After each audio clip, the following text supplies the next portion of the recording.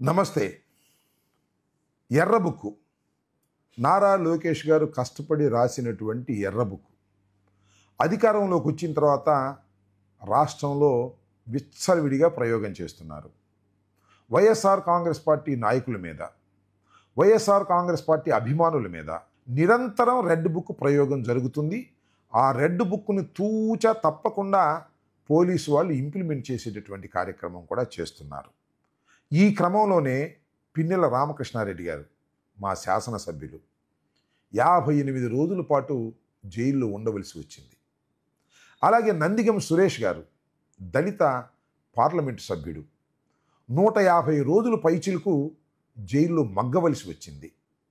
అలాగే పోసాని కృష్ణమురళి, ఒక సినిమా నటుడు, ఆయన 24 రోజులు జైల్లో ఉన్నాడు.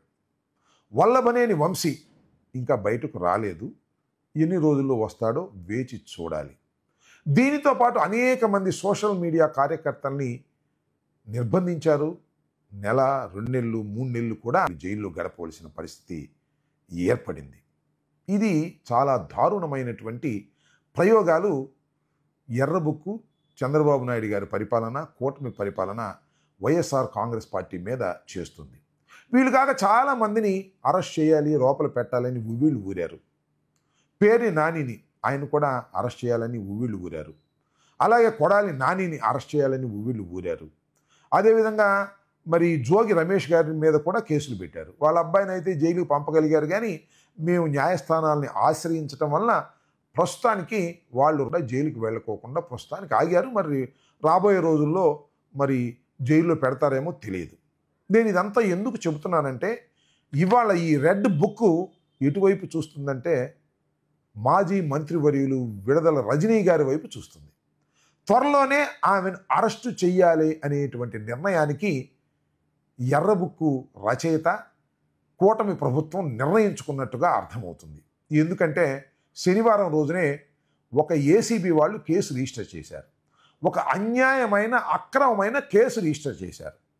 అదేమిటంటే, విడదల రజనీ గారు ఒక స్టోన్ క్రషర్ యజమాని దగ్గర, శ్రీ లక్ష్మీ బాలాజీ స్టోన్ క్రషర్ యజమాని ఎడ్లపాడులో ఆయన దగ్గర 2,20,00,000 రూపాయలు తీసుకున్నారని, ఆ రోజున విజిలెన్స్ ఎన్ఫోర్స్మెంట్ ఆఫీసర్గా ఉన్నటువంటి జాషువాకి 10 లక్షల రూపాయలు ఇచ్చారని, విడుదల రజనీ గారి మరిది అయినటువంటి గోపికి 10 లక్షలు ఇచ్చారని, 2 కోట్లేమో విడుదల రజనీ గారికి, చెరొక 10 వారిద్దరికి ఇచ్చారని నలుగురి మీద కేసు పెట్టారు. 4వ వ్యక్తి విడుదల రజనీ గారి పిఏ. ఇది ఇప్పుడున్నటువంటి పరిస్థితి. అంటే దీని అర్థం ఏంటి? త్వరలో విడుదల రజనీ గారిని అరెస్టు చేద్దాము అనేటువంటి ఒక ప్రయత్నం జరుగుతూ ఉంది. చేసేస్తారు కూడా, దానిలో ఏమీ పెద్ద సందేహపడాల్సినటువంటి అవసరం ఏమీ లేదు. ఆ జాషువా అనే ఐపీఎస్ ఆఫీసర్ని కూడా చేసేస్తారు. ఇప్పుడు ఎందుకంటే ఒక ఐపీఎస్ ఆఫీసర్ని చేశారు, ఆయన బెయిల్ మీద వచ్చాడు. చాలామంది ఐపీఎస్ ఆఫీసర్ల మీద కేసులు పెట్టారు, సస్పెండ్ చేశారు. ఎందుకనో వాళ్ళని అరెస్ట్ చేయలేదు, తర్వాత అరెస్ట్ చేస్తారేమో తెలియదు. విడుదల రజనీ గారి గురించి నేను ఇక్కడ ఒక్క విషయాన్ని ఈ సందర్భంగా చెప్పాలి. బాగా చదువుకున్నటువంటి మహిళ, ఉన్నటువంటి వ్యక్తి. ఆయన కూడా చాలా చదువుకున్నాడు, నాకు కూడా బాగా తెలుసు. మా కమ్యూనిటీకి చెందినటువంటి కాపు కులస్తుడు. వాళ్ళ నాన్నగారు కూడా స్థానికంగా నాయకులు ఆ పురుషోత్తం పట్టణంలో. కుమారస్వామి అమెరికాలో ఉంటాడు, సాఫ్ట్వేర్ ఇంజనీర్గా ఉన్నాడు, ఒక సాఫ్ట్వేర్ కంపెనీని నడుపుతూ ఉంటారు. విడుదల రజనీ గారు బీసీ. ఆ సాఫ్ట్వేర్ కంపెనీ నడుపుతున్నటువంటి క్రమంలో విడుదల రజనీ గారితో వారికి సంబంధ బాంధవ్యాలు ఏర్పడి ప్రేమించి పెళ్లి చేసుకున్నారు. ఆ తర్వాత రాజకీయాల మీద ఇంట్రెస్ట్ కలిగింది. రాజకీయాల మీద ఇంట్రెస్ట్ కలిగి కుమారస్వామి గారు వారి భార్యని రాజకీయాల్లో నిలబెట్టాలని విషయాన్ని ఇక్కడ చెప్పాలి.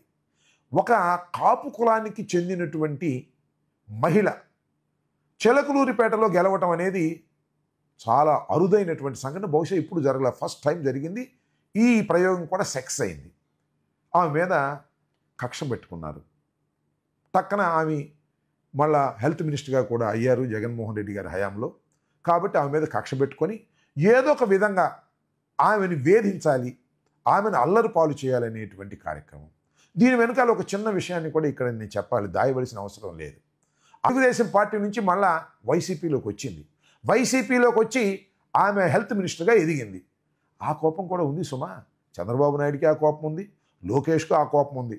మా డయాస్ మీదకి వచ్చి మమ్ముల్ని పొగిడి మళ్ళా జగన్మోహన్ రెడ్డి గారి దగ్గరికి వెళ్ళి హెల్త్ మినిస్టర్ అయ్యింది అనేటువంటి ఒక కోపం అనండి, జలస్ అనండి ఉంది.